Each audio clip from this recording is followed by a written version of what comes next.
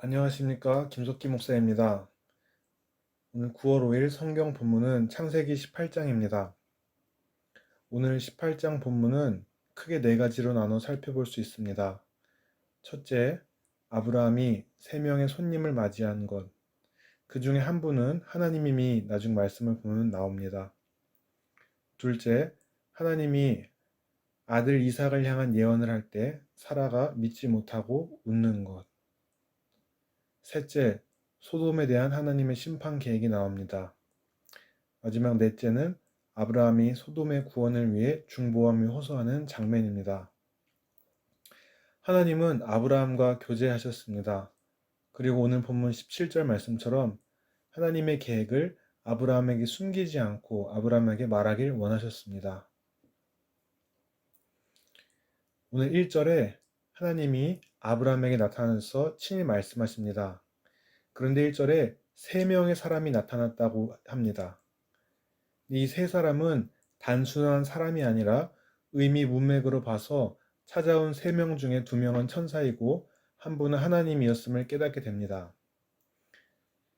3절에 아브라함이 내 주여라는 표현을 합니다. 이는 아도나이, 즉 단수 형태인데 분명히 세 명이라 했는데 단수가 나온 것은 유일신 사상에 어긋나지 않은 신학적 이유를 볼 수 있습니다. 아도나이는 언제나 하나님을 가리킵니다. 아브라함은 4절, 5절에 이 세 명의 사람을 환대합니다. 유목민 삶을 중심으로 형성된 고대 근동에서 손님 환대는 중요하고 그 당시 당연한 일이었습니다. 이렇게 선을 베풀어야 잠재적인 원수인 그 사람을 최소한 잠시 동안 자신의 편으로 만들고 해하려는 의도를 가지고 온 사람의 마음도 변화시킬 수 있는 가능성 때문입니다. 어쨌든 아브라함은 이렇게 항상 나그네 대접하기를 힘썼고 결국 하나님의 사람들도 대접하였습니다. 로마서 12장 13절 성도들의 쓸 것을 공급하며 손 대접하기를 힘쓰라. 이 말을 기억하며 주변에 도움이 필요한 사람들에게 선을 베풀 일을 주저하지 않으시기 바랍니다. 우리가 모르는 사이에 하나님의 사람들을 도울 수 있기 때문입니다. 6절 말씀에 아브라함은 고운 가루를 가지고 떡을 만듭니다. 여기서 고운 가루는 하나님께 제물로 드리는 빵을 빚는 재료로 언급됩니다. 레위기 24장 5절에 고운 가루는 곡식 제물을 바칠 때와 진설병을 만드는 데 사용됩니다. 10절에 그가 이르시되 사라에게 내년 이맘때에 아들이 있을 것이라 하십니다. 본문 2절 말씀에 분명히 3명의 사람이었지만 사라에게 아들이 태어난다는 소식을 전해주시는 분은 한 분으로 표현됩니다. 결국 이 하나님이 아브라함에게 찾아오셨고 아브라함과 교제하며 아들 이삭에 관한 좋은 소식을 전하여 주셨습니다. 그래서 18절 아브라함의 씨에서 메시아가 탄생하였고 결국 아브라함의 영적 자손으로 구원에 참여하는 성도가 늘어나는 것을 보게 됩니다. 이 모든 것이 하나님의 주권 안에 이루어져 감을 볼 수 있습니다.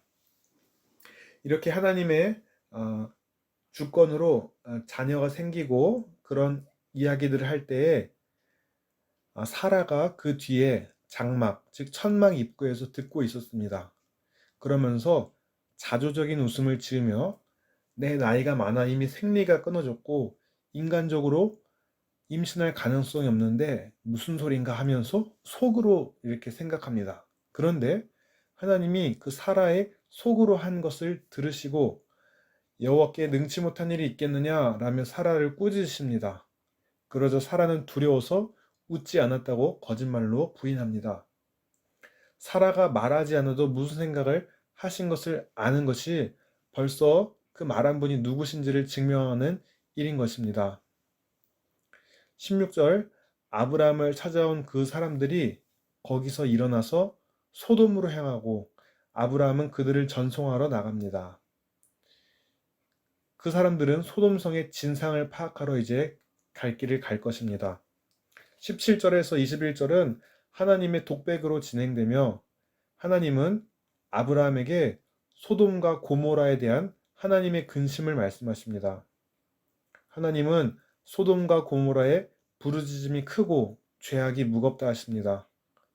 억울하고 부당하게 착취당하는 자들이 하늘을 향해 자신의 억울함을 호소하는 모습이 보이고 죄악이 만연하고 비인간적인 행위와 약자들에 대한 착취가 소돔과 고모라에 만연해 있었던 것입니다. 이제 진상규명을 위해 하나님은 두 천사를 현장에 보내어 확인하게 하고 그것은 소돔 땅에 억울한 부르짖음의 사실이 맞다면 그 땅을 심판하는 일이 될 것입니다. 22절에 이 말을 마치고 아브라함이 대접했던 손님 중 두 사람은 떠나고 여호와이거나 여호와를 상징하는 분과 아브라함 둘만 남게 됩니다. 19장 1절에 소돔에 도착한 두 사람은 천사로 불립니다. 율법에 의하면 벌이 사형에 해당하는 경우에 두 사람의 증인이 필요합니다. 두 사람이 갔다는 것은 죄에 대한 증인들이 그곳 소돔으로 갔음을 뜻하는 것으로 볼 수 있습니다. 아브라함은 이 소돔 땅을 향한 심판의 소식을 듣고 제사장적인 중보의 기도로 하나님께 그 심판을 돌리기 위해 노력합니다.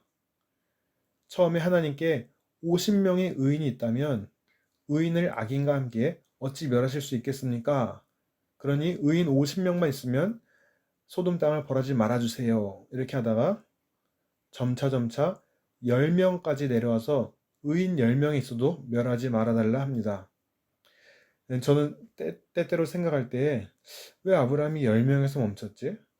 한 명까지 더 내려가도 되지 않을까라는 생각을 해본 적이 있는데 여러분들은 그러신 적이 있으신가요? 아마 아브라함이 10명에서 멈춘 이유는 이 10은 완전성을 뜻하는 상징적인 숫자를 대표하기도 하고 그 당시 10은 효과적인 사회를 구성하는 가장 작은 숫자로 여겨졌기 때문입니다. 10명은 사회를 구성하는 최소한의 숫자로 간주되었습니다. 아브라함은 하나님의 권위에 도전하지 않는 범위 내에서 하나님께 할 만큼 다 간구해 본 이후 이제 소돔과 고모라에 대해 하나님이 어떤 결정을 내리시든 공의와 정의에 따라 하실 것을 확인하고 자기 집으로 가는 것으로 오늘 본문이 맞춰집니다. 아브라함이 10명까지 의인의 수를 줄여봤지만 그 가운데 의인은 없었습니다. 로마서 3장 10절에 기록된 바 의인은 없나니 하나도 없으며 라는 말처럼 예수 그리스도의 의로 하나님의 의를 덧입어 칭함받지 않고서는 자기 스스로 의인이라 칭함받을 사람이 없다는 것을 말해주고 있습니다.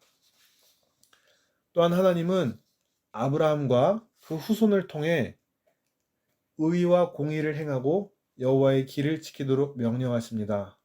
또한 믿음의 조상으로 택한 아브라함을 통해 천하 만민이 복을 받도록 하십니다. 하나님은 창세기 15장에 무조건적으로 아브라함을 향해 땅과 자손을 향한 언약을 세워주셨습니다. 그러나 하나님이 아브라함에게 복 주시고 그를 인도하신 이유는 하나님께서 택한 백성들이 여호와를 닮아 의롭게 살아가기 위하여서 그렇게 택하셨던 것입니다. 오늘 하나님이 아브라함의 가정을 통해 아들 이삭에 태어날 좋은 소식을 전해주시지만 바로 그 뒤에 조카 롯이 있는 소돔 땅의 죄악을 가만히 지켜보고 있지 않으시고 심판하신다는 나쁜 소식을 전해주십니다. 하나님은 공의로우시기에 인간들의 죄를 사하기 위하여 예수님을 보내신 기쁜 복음의 소식이 있습니다. 그러나 우리의 죄를 대신 지시고 죽으시고 부활하신 예수님은 나중 예수님을 믿는 자와 예수님을 따르는 자와 그렇지 않은 자로 나누시고 공의로 심판하실 재림주로 다시 오실 것입니다. 주님의 재림하심은 의인에게는 기쁜 소식이요 악인에게는 나쁜 소식인 것입니다. 하나님은 심판하시기 전에 이렇게 중보자를 찾고 계십니다. 에스겔 22장 30절 이 땅을 위하여 성을 쌓으며 성 무너진 데를 막아서서 나로 하여금 멸하지 못하게 할 사람을 내가 그 가운데서 찾다가 찾지 못하였으므로. 성경 속의 중보기도는 시편 106편 23절에 이렇게 나옵니다. 그러므로 여호와께서 그들을 멸하리라 하셨으나 그가 택하신 모세가 그 어려움 가운데에서 그의 앞에 서서 그의 노를 돌이켜 멸하시지 아니하게 하였도다. 모세의 중보기도로 하나님은 그 심판하시는 뜻을 돌이키셨습니다. 그렇지만 진정한 중보자는 오직 예수님 한 분이십니다. 디모데전서 2장 5절에 하나님은 한 분이시요 또 하나님과 사람 사이의 중보자도 한 분이시니 곧 사람이신 그리스도 예수라. 예수님은 지금 하나님 우편에 계셔서 우리를 위하여 계속 간구하고 계십니다. 예수님은 또한 자신의 이름을 우리에게 주셔서 우리도 중보의 기도를 하도록 허락하셨습니다. 예수 그리스도의 이름으로 구할 때에 그것은 우리의 유익이 아닌 하나님의 영광을 위하여서 중보기도 하는 것입니다. 오늘 이삭이 태어난다는 것은 기쁜 소식입니다. 그리고 그 이삭의 후손을 통해 메시아 예수 그리스도가 오신다는 것 역시 복된 소식입니다. 그러나 복음을 전할 때에 복음을 받아들이지 않고 살다가 이후에 심판하실 예수 그리스도 앞에 서는 것도 전해야 될 책임이 있습니다. 예수 믿는 일은 영광스러운 일이고 또한 하나님의 인도와 보호하심과 축복도 있지만 또한 예수를 따라간다는 것은 경건하게 살고자 할 때 박해가 있을 수가 있고 또한 예수 따라가는 길이 자기 자신을 부인하며 자기 십자가의 길을 지고 가야 한다는 것 또한 전해야 합니다. 아브라함에게 후손에게 기대하셨던 의와 공의를 행해야 하는 그 삶이 예수님의 피의 새 언약으로 언약 백성 된 우리에게도 그 의와 공의의 삶을 살아갈 책임이 있는 것입니다. 우리가 이렇게 먼저 기쁜 소식, 복음을 받아들인 자라면 아직 복음의 소식을 듣지 못해 죄악 가운데 있는 자들, 오늘 소돔 땅에 그 죄악 땅에 있는 그런 사람들처럼 이 시대에도 그렇게 죄악 가운데 행하는 사람들이 있다면 우리가 그들을 향해 중보해야 할 사명이 있는 사람인 것을 깨달아야 하겠습니다. 동성애나 여러 가지 안건들이 있지만은 정말 그들이 긍휼하게 그들의 죄를 판단하고 정죄하는 것에서만 그치는 것이 아니라 죄악된 소돔과 고모라 같은 여러 죄악들이 지금 이 시대에도 난무하고 있지만 그들을 긍휼히 여기는 마음으로 비록 아브라함은 중보의 마음을 가지고 나아갔지만 소돔 땅은 멸망당했습니다. 그러나 우리 예수님은 온전한 중보자가 되시며 당신께 나아오는 자를 의롭다 하시며 심판에서 구원하십니다. 로마서 3장 23절 24절 말씀처럼 그러나 우리는 그리스도 예수 안에 있는 속량으로 하나님의 은혜로 값없이 의롭다 하심을 얻은 자 된 의인입니다. 오늘 본문 18장을 통해 살펴볼 수 있는 내용은 하나님은 아브라함에게 정령 크고 강한 나라가 될 것이며 땅의 모든 나라가 그로 인해 복받을 것이며 그의 후손을 통해 의와 공의를 행하라 명하시고 또한 여호와 하나님이 친히 아브라함에게 말한 것을 당신이 이루어지게 할 것이라 하십니다. 이런 복된 소식을 전하시기 위해 친히 사람의 몸으로 스스로 찾아오셔서 우리와 교제하기 원하시는 친밀한 하나님이십니다. 그러나 그 하나님은 동시에 죄를 심판하시는 공의로우신 하나님이십니다. 오늘 하루를 살아갈 때 우리를 향한 하나님의 마음을 깨달아서 우리가 주님과 친밀하게 교제하며 살아가시길 바랍니다. 또한 죄악을 심판하시는 공의로우신 하나님이심을 깨달아서 우리도 아브라함에게 맡겨주셨던 정의와 공의의 삶을 살아가야 할 줄 믿습니다.